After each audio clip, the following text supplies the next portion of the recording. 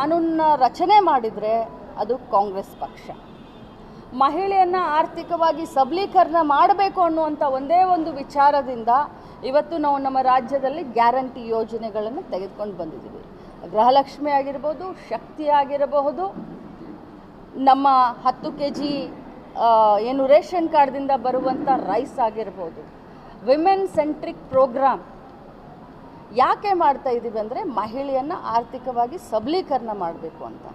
ಮಹಿಳೆಯನ್ನು ರಾಜಕೀಯವಾಗಿ ಸಬಲೀಕರಣ ಮಾಡಲಿಕ್ಕೆ ನಾವು 33% ನಾವೇ ತಗೊಂಡು ಬಂದ್ವಿ ಮೀಸಲಾತಿಯನ್ನು.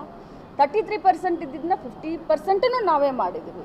ಸೊ ನಮಗೆ ಅದೇನೋ ಹೇಳ್ತಾರಲ್ಲ, ಭೂತದ ಬಾಯಲ್ಲಿ ಭಗವಂತ ಅನ್ನೋ ಹಾಗೆ ನಮಗೆ ಕನ್ನಡಿಯನ್ನು ತೋರಿಸುವಂಥ ಪ್ರಯತ್ನ ಏನು BJPಗರು ಟಾಮ್ ಮಾಡ್ತಾ ಇದ್ದಾರೆ, ಎಲ್ಲ ಕಡೆ ಹೊಡ್ಕೊಳ್ತಾ ಇದ್ದಾರೆ.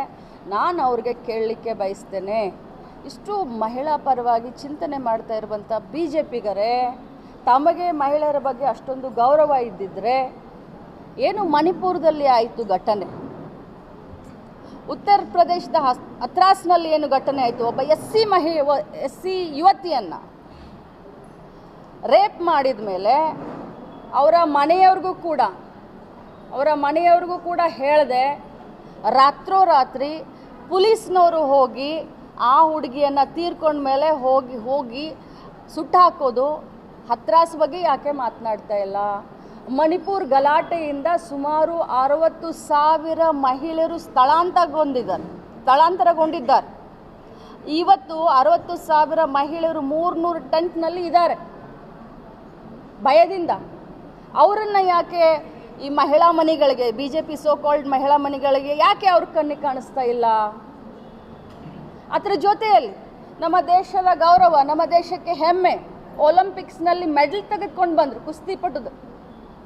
ಅವರು ಡೆಲ್ಲಿಯಲ್ಲಿ ಎಷ್ಟು ದಿನ ಅವರು ಇದನ್ನು ಮಾಡಿದರು, ಅವರ ಒಬ್ಬ ಕೋಚ್ನಿಂದ ಅಥವಾ BJP ನಾಯಕನಿಂದ ಅನ್ಯಾಯ ಆಗಿದೆ ಅಂತ ಹೇಳಿ ಎಷ್ಟು ದಿನ ಪ್ರತಿಭಟನೆ ಮಾಡಿದರು.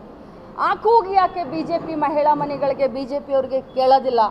ಇದಿಷ್ಟೇ ಯಾಕೆ? BJPಯವರ ಮನಸ್ಸು ಯಾವ ರೀತಿ ಇದೆ ಅಂತಂದರೆ, ಅವರು ಮನುವಾದಿಗಳು.